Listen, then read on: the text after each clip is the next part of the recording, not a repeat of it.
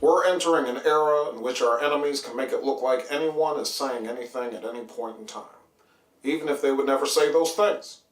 So, for instance, they could have me say things like, I don't know, President Trump is a total and complete dipshit. Now, you see, I would never say these things, at least not in a public address, but someone else would. Someone like Jordan Peele. This is a dangerous time. Moving forward, we need to be more vigilant with what we trust from the internet. It's a time when we need to rely on trusted news sources. It may sound basic, but how we move forward in the age of information is going to be the difference between whether we survive or whether we become some kind of fucked up dystopia. Thank you. And stay woke, bitches. You are listening to the Bob and Kevin Show with Bob Beattybar and Kevin Gishesky. Each week we cover relevant tech and social issues related to technology. Our website is bobandkevin.show. And our episodes can be found virtually on any podcast network. Be sure to follow us on Twitter, Instagram, and Facebook. Just search for Bob and Kevin Show.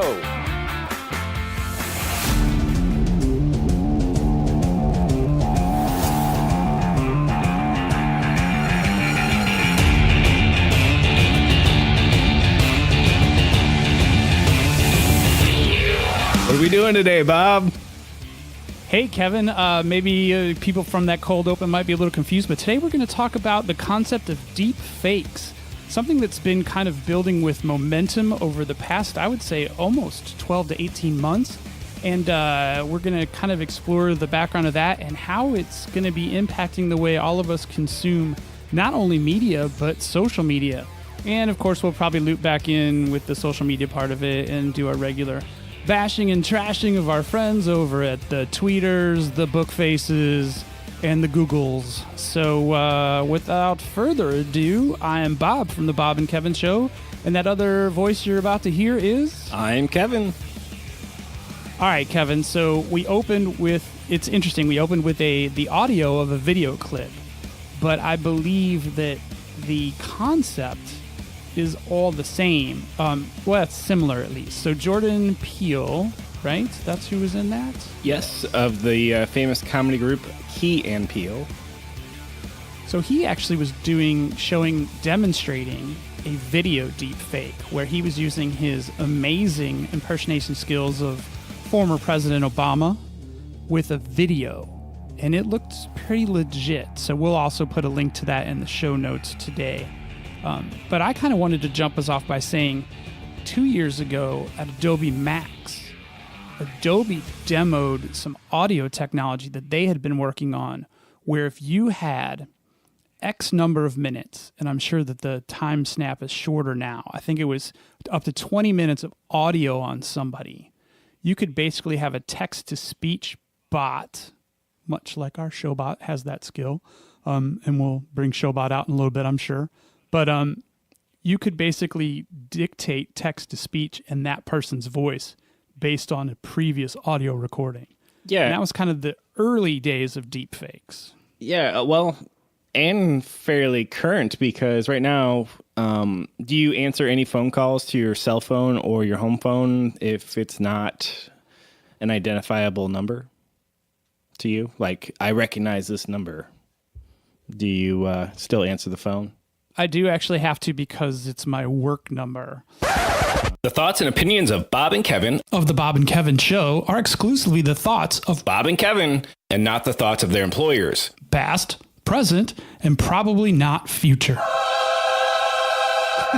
There are a lot of numbers that I don't recognize when people call, so I do have to answer it.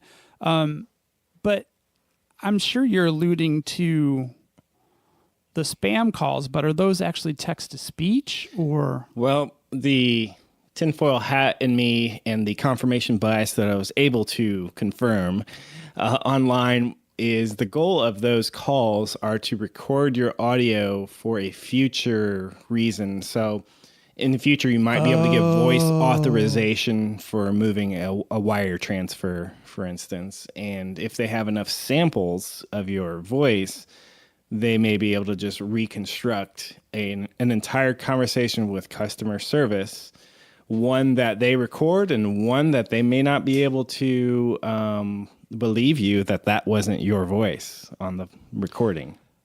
I just read just the other day, and you bringing that up totally had me put that together. Someone in the little tips about these spam calls. I think I was looking at the do not call registry list actually. It said don't ever say the word yes when you pick up the phone for those calls.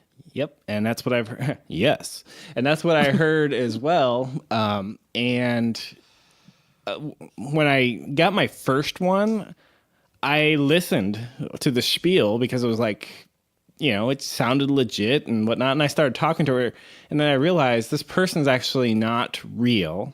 It's not interacting with me, because if it were real, it would be very insulted by my replies at this point. And then I decided to... You bleepity bleep, bleep, bleep and bleep. Pretty much.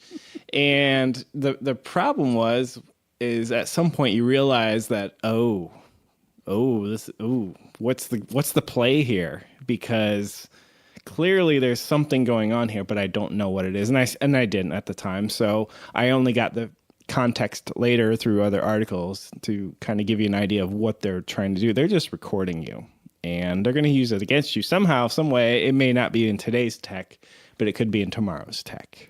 Well, but couldn't, in theory, since, you and I are public figures now with our highly successful video and audio productions, couldn't they just go out and grab, enough audio on us to basically get us to commit to pretty much any transaction? Yes, I would say you and I are pretty much screwed at this point, and I do have many leather-bound books and a desk made of mahogany, but the fame and fortune has yet to come. So we are in that weird spot of we're not yet famous, yet completely open and exposed to deepfakes.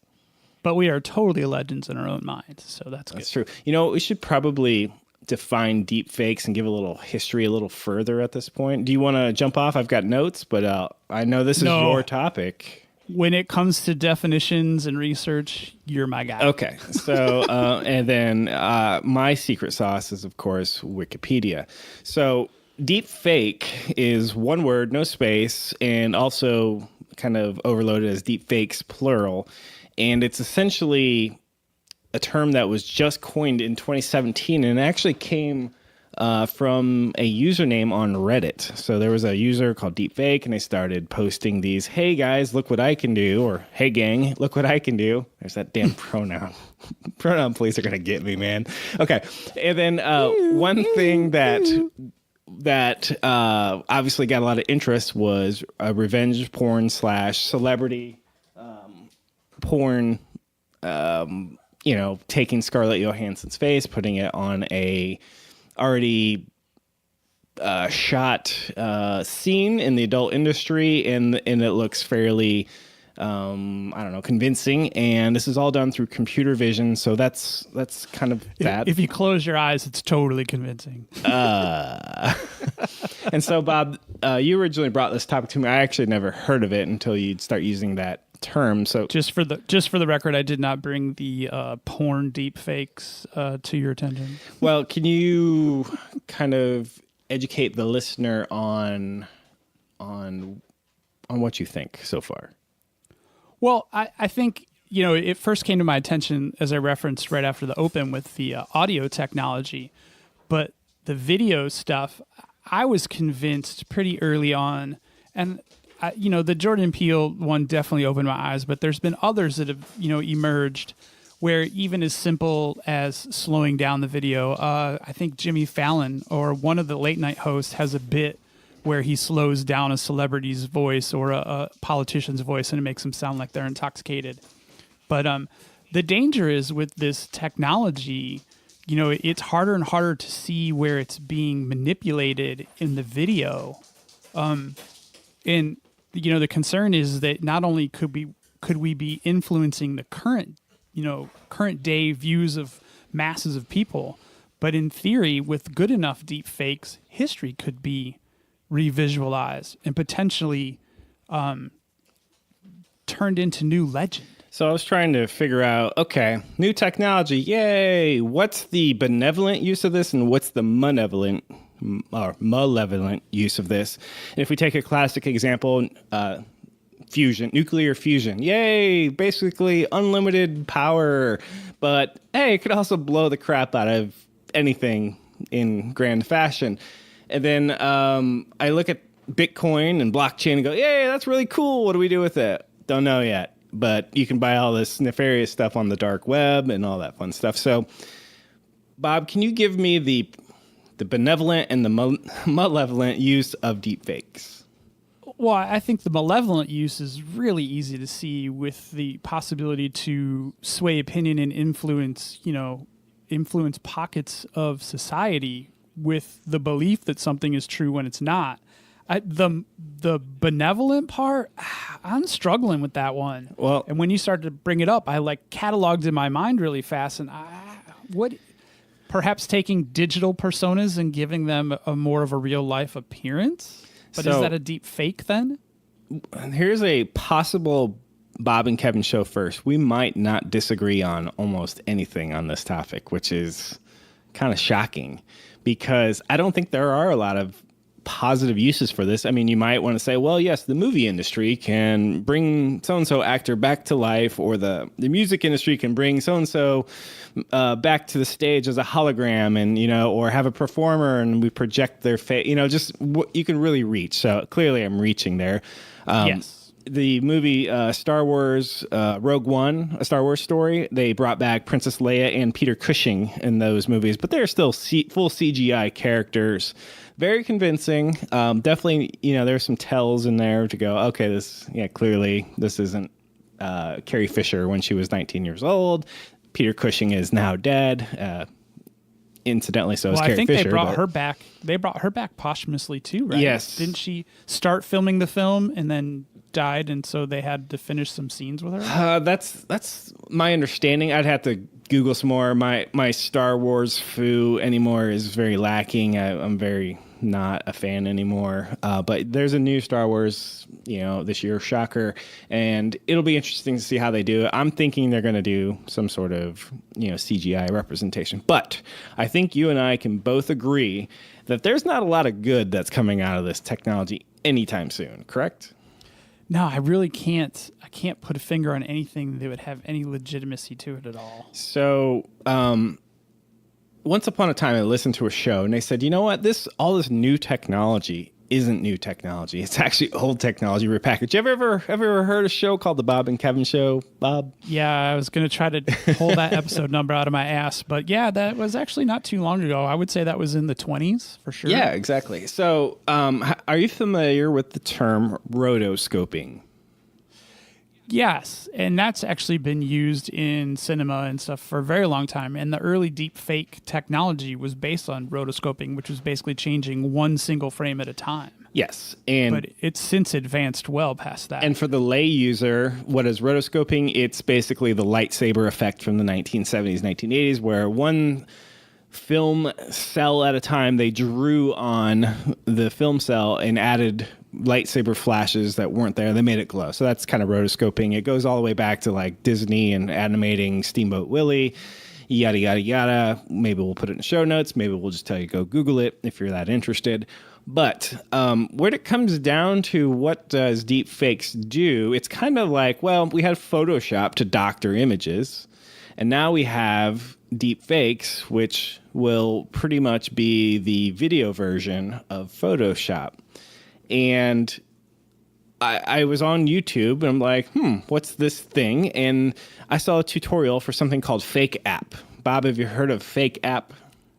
I have not heard of Fake App, so I'm very intrigued by this. We'll put this in the show notes, but it was a 12-minute tutorial of basically once you get a hold of the software, the guy goes through and he changes Spider-Man. So there's two Spider people. Well, actually, there's been several actors play Spider-Man, but he wanted to take the latest Spider-Man and switch faces with the old Spider-Man and vice versa. So, interesting. So he kind of goes through everything, and essentially what you do is you have to have training of your machine learning, and it's basically, well, I need to find both actors when they look this direction, both actors when they look that direction, both actors when they look angry, both actors when they smile. Oh, so it maps features. Exactly. Okay. So really, in my mind, and of course, I don't have source code, but in my mind, we're just rotoscoping. We're going, okay, once you use computer vision, machine learning, and go, okay, I think this is actor A smiling and actor B smiling, and they should be in similar orientation. Map the corners of the mouth, map where the eyes go, map where the nose is, map, these baseline features. And then in real time, I want you to select the correct image for the right one. So in my mind, we're just rotoscoping and we're just using machine learning to draw the images but at first. at an infinitely better pace, though. Oh, absolutely. And it's extremely intensive. So there's good news and bad news, Bob. The good news is it's really, really hard for a lay person to do this because you're talking about number of clock cycles a second and whatnot. You have to use the CUDA library, which is CUDU, or CUDA library, which is an NVIDIA technology that leverages your GPUs and yada yada yada. So that's the good news. It's kind of a high barrier to entry here. The bad news is tools keep coming out that it's lowering that bar every day. So I do recommend you find that video. There's something called Fake App. You essentially train what to look for. But even if it's a higher barrier to entry, the bad guys are going to be able to handle that.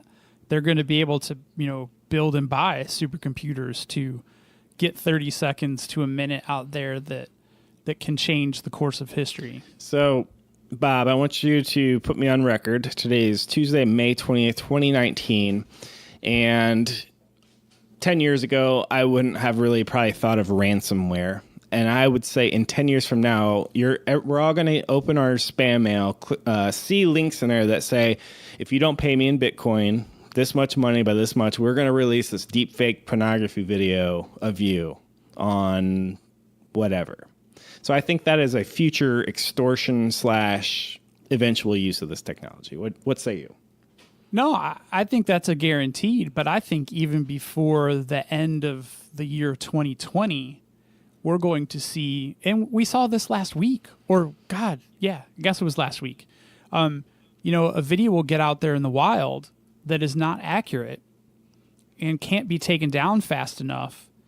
And the people that are in the aperture, let's call it in the aperture to believe, will believe and perpetuate. And if those numbers get big enough, things can be impacted. And I'm talking about election impact. I think this election cycle is going to get super interesting, super fast. Oh, 100% agree, because I predict there'll be deepfakes of Trump and there'll be deepfakes of Biden or whoever the Democrats nominate. Right. And they won't be on television, but they will certainly circulate on Facebook, Twitter, and whatnot, right?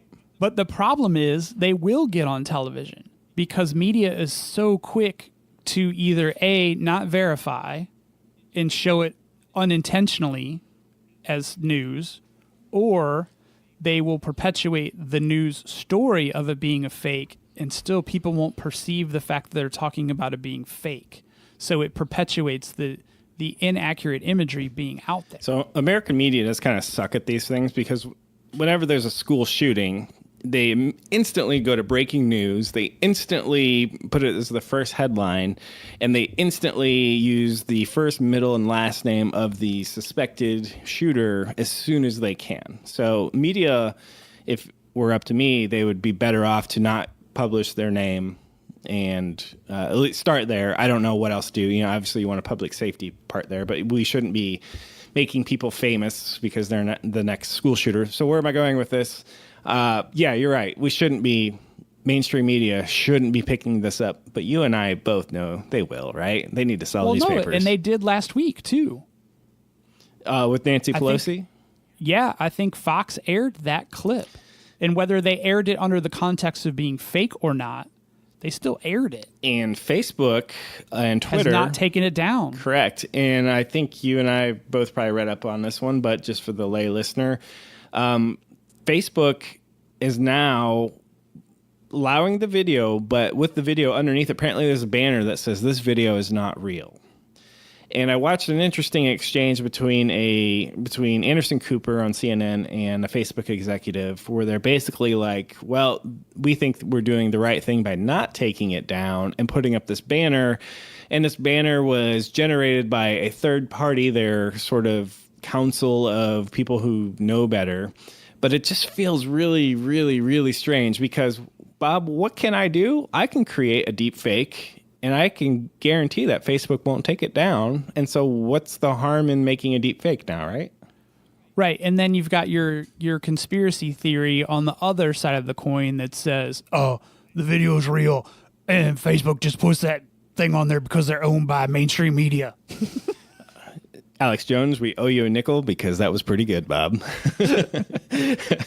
Yeah, so I don't get it. I mean, we're still in this world of Facebook wants the money. And Anderson Cooper even kind of called him. He's like, wait a second. So you're going to get all the eyeballs and take all the ad revenue, no problem. And you're going to like walk out the back door feeling good about yourself because you put a little banner up there that says, oh, this isn't real, but go ahead and share this with whomever you want. Oh, God, I didn't even think that they'd be dropping in an ad halfway through like those little shits that Facebook do. I hate that about Facebook video. Yeah, this is, I mean, technology and morality, I did not see it coming where we would just be so far apart. But I just think anymore, people at Facebook, like when they're having trouble, I was reading more articles about Facebook, they're having trouble recruiting developers. Shocker. And, you know, it's good to know that some people out there are just willing to either make less or look elsewhere. But there's still... Yeah, but doesn't that mean that they're recruiting the shit of the shit that will actually get behind some of this like nefarious and unethical crap? That's kind of where I was going with that. I'm like, wait a second, you know... Sorry, I'm getting fired up. Yeah, so Facebook may get more worse than better anytime soon. So I would expect it to just get worse because when you have people who are willing to kind of stick morality off to the side for the almighty dollar, I think we're just going to get more and more people who buy into propaganda. Because I don't know if you've listened to a White House press briefing lately. Boy, they're really good at being spin doctors. And now I'm starting to see the spin doctory out of Silicon Valley where, well, this and well, that, and we're doing the right thing and well, whatever. And it's all because of the stock price, right? Well, I wonder what the internal propaganda sounds like. Like, you know, you are doing Mark, the Holy One, Zuckerberg's good work by being here and making sure our ad revenues continue to skyrocket regardless of the moral or ethical implications of the content we're spitting out there. That would be interesting. And if you are a whistleblower at Facebook and you want to choose the Bob and Kevin show to be your platform to speak out, go ahead and get a hold of us at some email address that I can't even remember. So maybe try Twitter. So that's okay. We'll roll the promo right here. So I was beside myself. And for the record, I'm no Nancy Pelosi fan. I'm no Nancy Pelosi enemy. But I also think it's so 2019 slimy to our fearless leader retweeted the darn video, right? And like, come on, man, at some point, come on. And then even if the message never gets through to him, you know, you gotta think about the followers and whatnot. But there's so many people, and I saw a word today, and I love it because it's very apropos, but it's also very, I don't know, it's a Molotov cocktail of a word, but sycophant. It's basically those who suck up, you know, to gain favor by the people who have power. And gosh, that's just everywhere. And it's in politics, and it's in Silicon Valley. I expect it to be in politics. That's just like, yeah, I get it. But I'm starting to see that in the tech industry where, guys, let's just take whatever bad thing happens and turn it into a good thing so that we come out smelling like roses, right? Yeah. I'm glad we're talking about this stuff, though, because part of what, you know, we try to do together is this, tech advocacy. And I think making people, hopefully our listeners are pretty dialed in and aware that this stuff is out here, but it has to be communicated outside of our circles as well, because, you know, we could all fall victim to this. So, because we trust our weird little social circles, and if somebody slips up and perpetuates one of these, then we can all go down that rabbit hole. That's not cool. Speaking of kind of an awkward juxtaposition is we rail on Facebook, but think about all the people who are actually writing the check to Facebook. What is the moral implication of company X who writes that check and it basically enables Zuckerberg to do whatever you want, uncontrolled, unchecked? How do we keep those people in check? Because they're looking at Facebook and going, that's where the eyeballs are, and that's where we need to be. I couldn't imagine like hitting the jackpot of having my ad in that deep fake video, even after it's been labeled, because that's just going to increase the number of eyes, because people are going to be like, oh, I got to see this, and then they'll seek it out, they'll find it. Oh yeah, there's people, the people running the ads, they gotta check themselves. They can't be making a buck off that. And it's the rebound effect, right? Hey, people, there's this fake video. Don't go watch it because it's fake. What's the first thing people do? Open up Chrome, Google fake Nancy Pelosi video, and call it good. So I'm not on Facebook. Did you actually get any messaging or anything around that video? Did you even see it?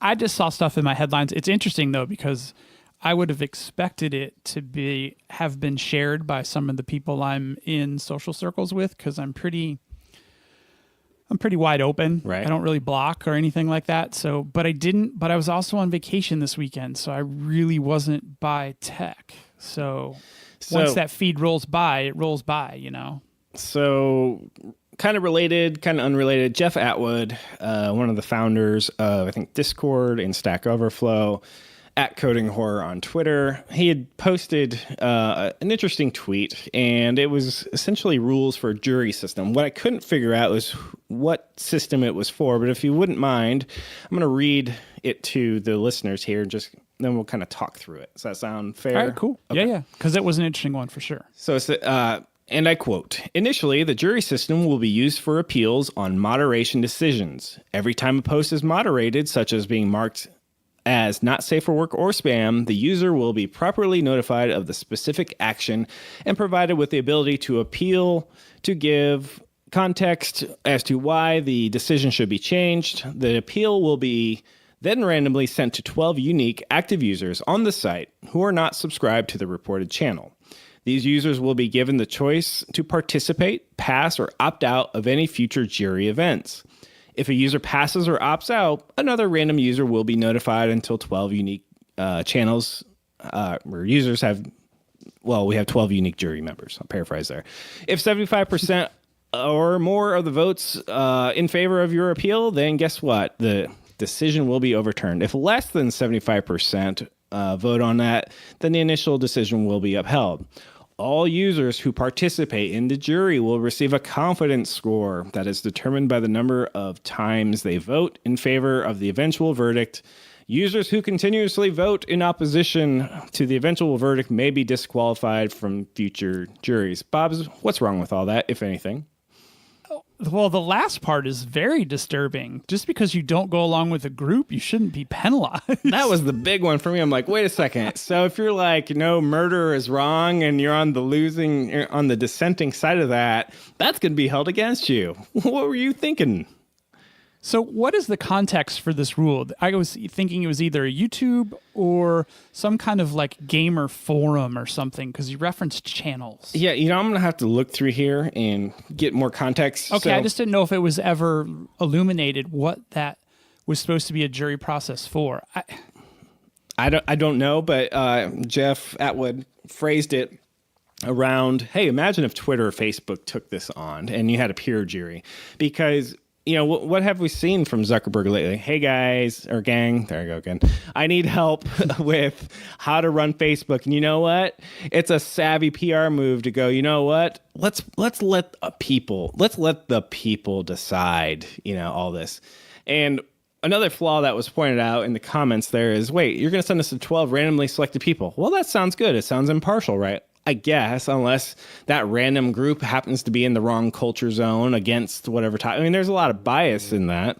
Well, right. So it's not really going to establish a system of rule, because based on the randomization, you could be caught between two echo chambers, in one echo chamber. It's like, What's the point? Well, because something totally offensive could be like green lighted in the right circumstance of your 12 randoms, and something that is completely innocuous to a broader majority could totally get shit canned if it's in the wrong echo chamber. and if I haven't done real jury duty, but I watch a lot of crime shows. Have you done actual jury duty, Bob? I'm going to plead the fifth about jury duty. Okay. All right. So I won't put you on the spot. So the real jury is, what do those 12 people get to do? They get to get in a room together and they get to talk about it because one of them might have insight that the other doesn't or does not. So the system of having 12 random people who, guess what? They can't talk to each other. They don't know who the other 11 are. You know, they have no chance to be like, well, wait a second, everyone. Have we considered this? Have we considered we're setting a precedent here? You know, or maybe we aren't. Maybe this is just a sham of a system. But but across those 12 people, they have the ability to remember and illuminate facts that the other 11 might have missed. So let me ask you the provocative questions, Bob. If you were to post something on Twitter and just random dude marks you as, flags you somehow, would you be happy if 12 people got to decide whether or not your tweet was appropriate or not? Well, see, this is where I struggle because we've lived this. Actually, no, we weren't flagged by individuals. We were flagged by an algorithm.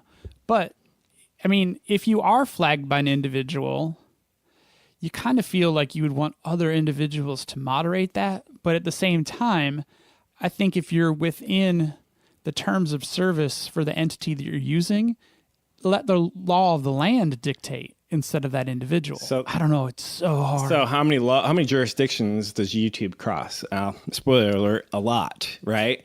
And so our exact example with YouTube, we actually had our case adjudicated by the multiple cases. Every time we had a claim, we won. So the one in mine, Netflix was the one who had to adjudicate ours because apparently they owned, you know, the Black Mirror episode we did, and they ruled in our favor. But the problem is, you know, an algorithm flags us and we're automatically banned. And it goes to the person who's going to be harmed the most perceptively, and they get to decide. And that's almost flawed in itself. Hey, Bob, I built this fence and it might be on your yard. So I'm going to ask you whether or not, you know, I'm allowed to keep this or not. Not that third party, right?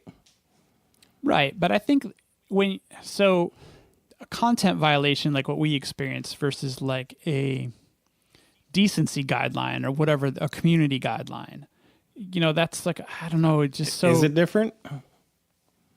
Well, I don't mind going to the person who thinks, like in our situation with Black Mirror, I don't mind Netflix taking a look at that and them going, oh, yeah, that's totally fine. Or, nope, you ran it too long. You broke the rules. You know the rules. They're printed. You broke them.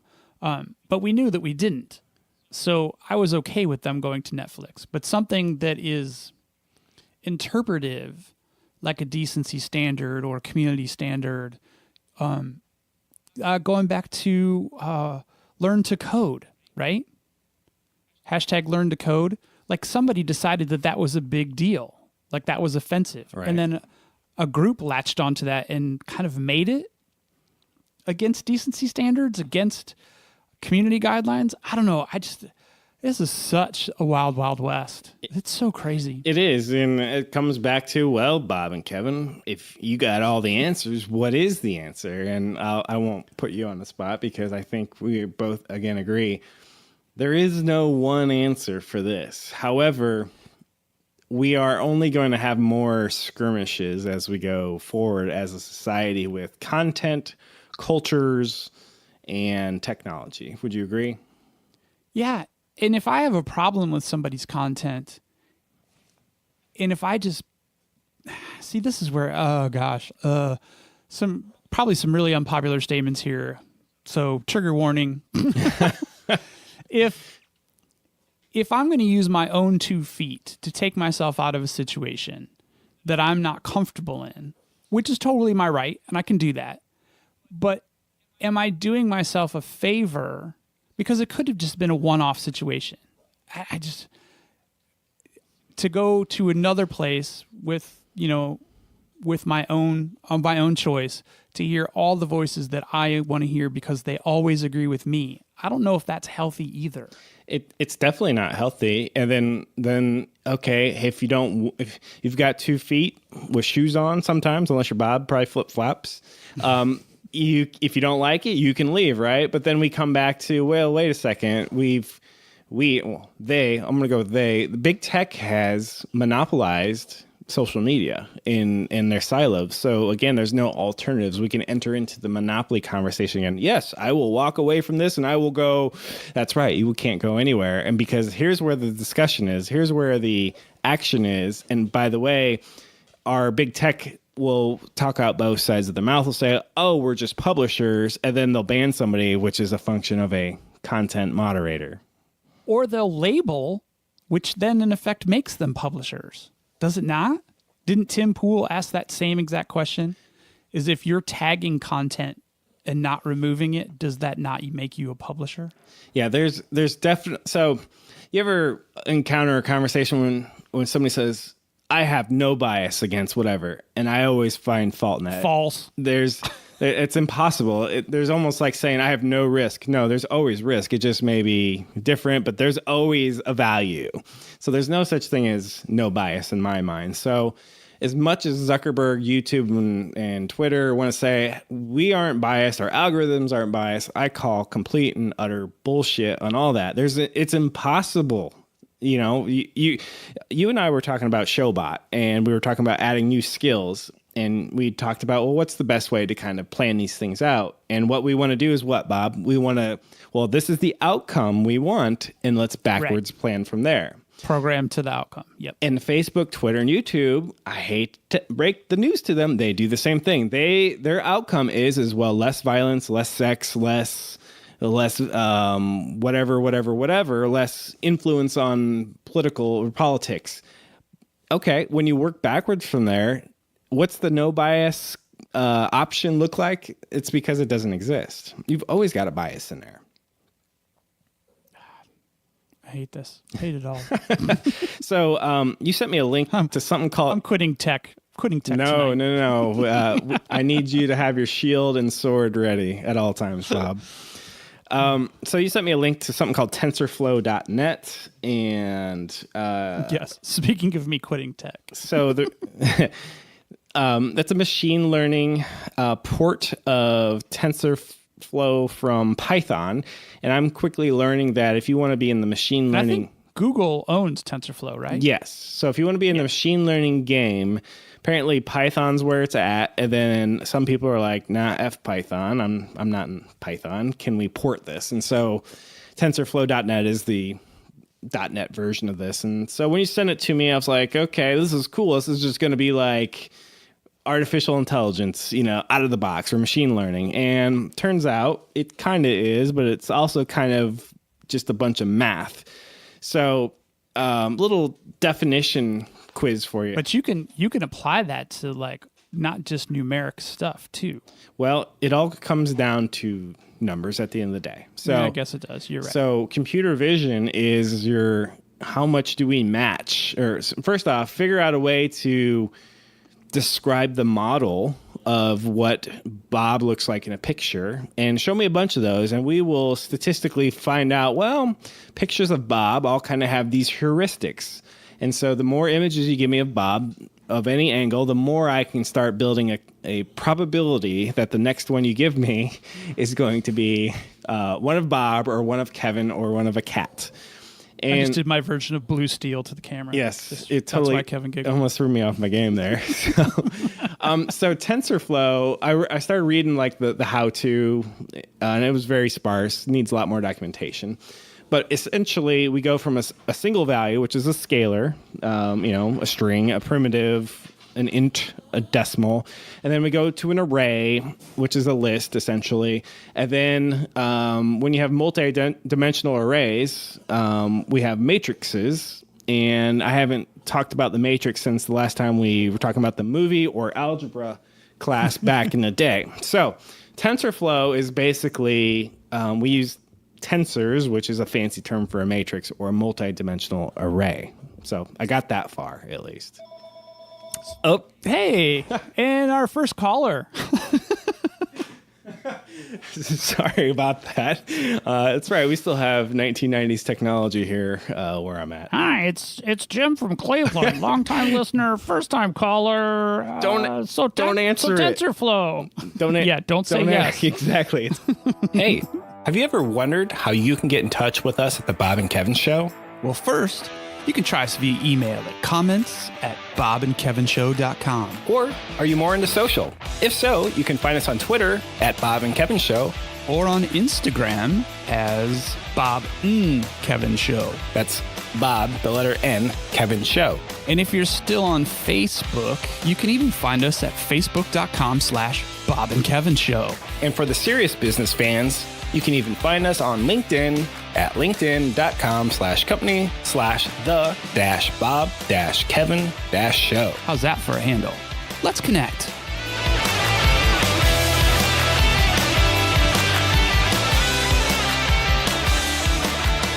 Whatever. Okay, totally off my game there. So TensorFlow, you sent me that, and what's your understanding of what we can get out of that for our showbot? Well, I think just from what you were just explaining with the going up to the multi-dimensional arrays and the tensors, that seems like it would fit for the skill that we were talking about related to the bot just listening to the show and then creating a word cloud of occurrences of things that we've said, topics, words, phrases, whatever the case may be, build upon those, and then actually be able to someday provide comment about the frequency of the words that we used in an episode. So after looking at TensorFlow.net, I went into it going, oh, sweet, this is going to be easy. And then I got through some documentation. I'm like, I have no idea what to do with this. And so I'm going to do some more Googles on that. But in the meantime, I did teach Showbot 2 new tricks, Bob. Trick number 1 is I can quickly give it a list of catchphrases. So I can say, hey, Showbot, say catchphrase, whatever. And it'll say something like, bring the lightning or something. But it won't say in Alex Jones' voice. I'll work on that. And then the second one is it can essentially read from a file. It has a menu and it could read from a file. So we could... C is the third letter in the ing. Sorry, Showbot, shut up. Showbot, you're drunk. Go home. So the other thing it can do is it can read from a file, but it can also have many files staged. So you can have the Gettysburg Address pre-staged. You can have, some sort of witty thing that an AI bot would say. So that's all fresh new technology pushed up to the GitHub repo, which you can contribute to, download, and make fun of if you'd like.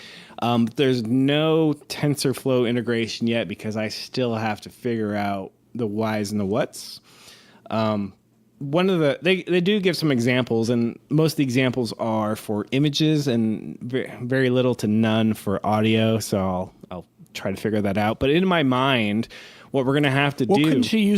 Couldn't she use the listen aspect and turn that to text, like to use its speech to text and then catalog that? Yes. So what I need Showbot to do is essentially become a listener of the show. It needs to listen to all of our shows, and then I need to take that. Basically, it's going to create closed captioning, right? Because once I get it to text, it's a closed caption of the Bob and Kevin Show. And then I got to take that closed captioning and say, okay, TensorFlow, do some magic with this so that I can get some it's your training data for your tensors. And so that, in my mind, that's where I'm going with this. I don't know how well it's going to go. There's one problem, of course. The speech to text recognition built into Microsoft is kind of crappy. It just gets confused. It thinks you said one thing and not another. That's too bad. It is too bad. But bad. it could still get some context, I would bet. Yeah, and then I'm also avoiding... So you sent me Azure Cognitive something service on Azure, which is great and all, but I also don't have a show budget. We have a show bot, not a show budget. So I'm trying to do this all kind of offline and with non-cloud services at this point. What if... Gosh, if we could just get a few more listeners, I bet you we could go to like Azure and be like, hey, here's our concept. Why don't you flip us some free services so we can teach this thing? That'd be fun, wouldn't it? Yeah, that'd be great, but I'm thinking Microsoft's got a lot of things on its plate rather than this. Yeah, but we're just two cool guys from the Midwest trying to, do this thing. They could give us throw us a bone.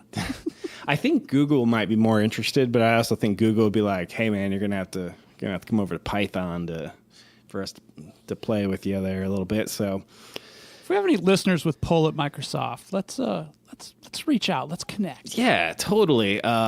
Speaking of which, when we look at the show numbers, so you know what, like Batman's like Bat Computer, Bat Cave, Bat Car. I think we should just preface everything about the show as show something. So we have the show computer, the show microphone, the show popcorn I'm going to eat after this, and so yeah. So the show stats. The show stats indicate a high probability that a lot of our listeners are from the state of California and shockingly the state of Rhode Island, which just blows my mind. Why Rhode Island? I don't know. What is in Rhode Island? More importantly, who is in Rhode Island? Rhode Island, it's a suburb of Boston. The entire state is a suburb of Boston, if I'm not mistaken, right? That's wicked awesome. I like dumb apples. I've never been to Boston, but Sorry if we've just offended anyone from the East Coast. My apologies. everything I know about Boston, I learned from either the Red Sox or the movie Good Will Hunting, just for the record. Exactly. So, all right. So, you know what? I'm out of show notes, Bob. What are we forgetting here? We really didn't bring Showbot into the show very much, but we've been busy again, and we wanted to get this deep fake stuff. Did we do deep fakes justice? Well, my son, my 18-year-old son, did send me a new deep fake from just a few days ago. Comedian Bill Hader was on Jimmy Fallon or Conan? I don't know, some late night. Conan. And it was deep faked to whenever he spoke like Arnie. And he does a really good job. His face changed from Bill Hader into Arnie, and you can almost not tell when it's just like this shapeshifter. It's just like really creepy.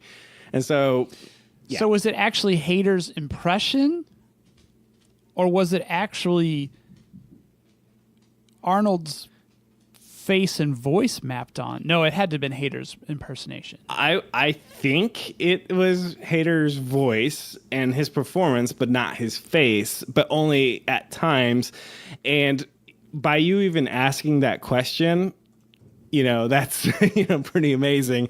I don't know if it's real or not, his voice. I don't know if he's that good at, is that for a perfect deep fake, you just need to bring the voice. But then again, we heard Obama at the top of the show. I guess that was Jordan Peele's voice, right? Right. Ooh, that's a good point to bring up the Joe Rogan clip from a week or two ago where... Right, and that was his face with his voice, but his voice manipulated to say what they wanted him to say, Exactly, right? And that's what the lady on the phone call from the spam phone call, in my mind's trying to do. She's trying to record my voice. So when I'm big time in the podcasting biz, as we say... Okay, do we say that? Oh. Anyway. Yes, we totally say that. Yeah. So what happened on the Bill Hader one? It was a double combo. I'm not sure. No, it was remapping Schwarzenegger's face and mouth to Hader's voice and impersonation. Okay. So it wasn't... Wow, that's just crazy. They have a still in one of the articles I'm looking at. And, I mean, yeah, it looks like Schwarzenegger's face in there, but it doesn't really look that out of place in... Wow. Yeah, so deep fakes, amazing technology to just probably do all kinds of bad things. So in the future, expect ransomware to be paid in Bitcoin of your future deep fake revenge porn video. Well, one of the aspects that we actually didn't talk about in relation to this is like, so you referenced the extortion aspect of it. How are as a society or as a technology, are we caught up to be able to quickly identify and debunk these deep fakes? Like if I get that, so let's say I get that ransomware thing and it's a deep fake of me being compromised. You know, basically the video is a compromising thing for me. How would I verify, like, you know, other than just my word, how could I verify that that actually is a deep fake? Well, let's turn to a more familiar technology, Photoshop. If I give you a photo, Bob, and say, is this real or not, what's your recourse for determining whether or not it's a real or fake photo? Well, I think that you can actually reference the metadata and then see that it's been manipulated and resaved, the image itself. But I'm sure there's ways to get around that too. Well, I would say a video is just a series of still frames. Moving pictures, right? Yeah, I mean, really, video is not magical. It's just a bunch of pictures played. So you're fast enough at a rate that your mind can't determine when the transition occurs. It automatically blurs from one frame to the other. And then, if you slow it down enough, you start seeing it. But at like 24 frames a second or 16, it's not very high. Your brain's just like, yeah, whatever, that's moving. I get it. So, yeah, I don't know how to, I don't know if there's a litmus test to determine whether it's real or not. So, also, it's put me on record again that it is May 28th, 2019. I see a future president, sitting president, or candidate president in the future going, yeah, that's not my wang on there. That's a fake video. That's not me being peed on or whatever. So That's a deep fake. Boom. oh, so if nothing else, this is like total like get out of jail card. Yeah. Once again, nothing What is benevolent. truth? What is truth? Extremely malevolent. Yes. Because you can use it as that get out of jail, as you said. You know, like, oh no, that's not me. I didn't do that. That must be one of they're deep fakes. Yeah, that racist rant from the 70s where I'm wearing the hood and and all that stuff. Yeah, that's not real. That's not me. It's totally a fake. And that's what I was saying closer to the open about like the rewriting of history. You know, it doesn't take but a heartbeat for conspiracy theorists to look at a video and, you know, oh, look at that shadow. Was that shadow added? You know, that must have been in the studio. Oh, my or, gosh. you know, doing all kinds of weird enhancement to archival footage. And I'm doing enhancement in air quotes to archival footage to make it appear that they have been manipulated. It just Wait, Bob, you're telling me there will be people who say we've never been to the moon? And more people. Ooh, is that a weather alert? it is. So pardon me can you vamp for a second while I go look and see if there's a tornado coming to take me out? We've got breaking news. Columbia City under attack. Okay. I appear to be safe here. So, shoot. Just a watch. Totally lost my train of thought there, and I had something very important to say, Bob. Can you read? You were about to make fun of people who don't believe that we've landed on the moon. Go. Thank you. Yes. So wouldn't it be weird if people like started saying, "Hey, I don't think we went to the moon," and then all became like these, experts on photo and video, and say, "Look, the shadow and the flag doesn't move right," and all this stuff, and there becomes like these MythBuster episodes who try to debunk it, and then there becomes this whole YouTube channel of people who say, "Look, this isn't real, and actually the Earth is flat." Yeah, that'll never happen. Or flip side of that, what if dumbasses in high places manipulate that video footage to make them appear more what people would think would be real? And then all of a sudden they can say, that's been doctored. Well, if I'm going to put on my evil movie producer hat, I'm going to create a movie where the CIA is creating these doctored videos and they're using it for psyops in these third world countries where they've never heard of the word deep fakes, but they know what a video is. Mm-hmm. And they'd be like, look, blah, blah, blah. Or I'm in a terrorist country who maybe I am ISIS and I have these really good video people and all they do is just download the software and look what this person did to do whatever. Now join our cause. Yeah. Yep. Not good. Recruitment videos for sure. Hey, speaking of fucked up television, last thing I want to touch upon today, I think the new season of Black Mirror is launching next week. Oh. June 5th, I think I saw. I'm going to have to re-up my my Netflix subscription. Now that Game of Thrones is gone out of my life, I might try to re-enable my Netflix and catch up on a year of lost streaming, which is like, I'm going to get nothing done for the next 6 months. That could be a deep, deep dark hole. But so Black Mirror coming back next month. I'm pretty sure I will double check that, and if it is, we'll put it in the show notes. But is Westworld over? I don't know. I don't take Question mark? Don't take this the wrong way, but I almost kind of hope so, because I know you like season 2, but I just did not like season 2. Turned into Lord of the Rings. They walked for it's the walk through 3-hour movies and threw the ring in at the end and kind of shrugged your shoulders. That's kind of what Westworld season 2 is like. We're going to go to that thing, and we went there. Yep, done. All right, yeah. So maybe it is done. Who knows? I'll have to do some interweb searching to find that out. Season 1 was amazing, but we're going to have to agree to disagree on season 2. You know, when hindsight being 2020, looking back on season 2, I think maybe I was just trying to wish that it was better. Yeah, I really like this series as a whole, because exploring humanity through robots is kind of a thing we do here on the show.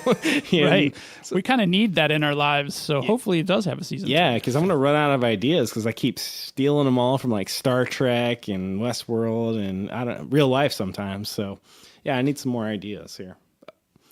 Ooh, here's what we need. We need to convince the people who do Black Mirror to listen to our show, because I'm pretty sure we've got at least 3 or 4 seasons worth of material in the so many writers, man. They should be listening so they could get some good ideas. So another ask or favor of the show: if you know any of the Black Mirror peeps, go ahead and get them in touch with the Bob and Kevin show, because we would like to be a part of this dystopian future that we apparently are headed towards. That's kind of actually reality. We just want to be more famous in the dystopian future that we're already in. Ooh, maybe that's our new show goal. We want to be more famous before the world becomes dystopian and nobody's famous.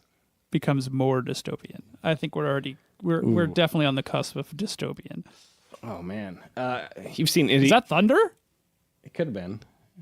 Oh wait, that might be thunder at my place. That's crazy. You've seen Idiocracy, right? With Luke Wilson. No, I have not. Get GTFO, man. I mean, seriously. I don't even know what network it's on. Well, no. It's a movie. It's from early 2000s maybe. And now this is where we need the intern to be like, no, Kevin, it's whatever year. Spoiler alert: the president is like a wrestler, like a WWE wrestler, and society evolved to where they forgot about water, and they try to. They try to. It's a comedy. It's a dark comedy, and they try to water all their plants with Gatorade because it's got electrolytes. And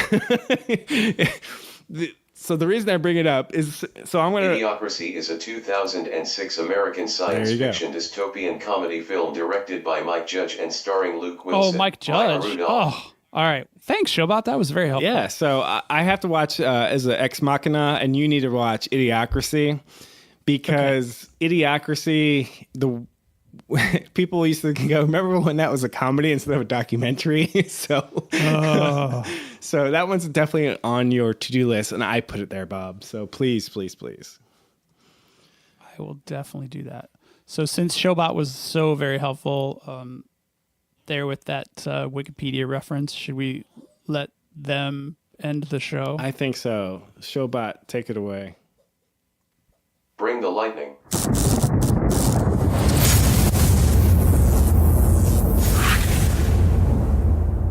We need to work on that, Showbot.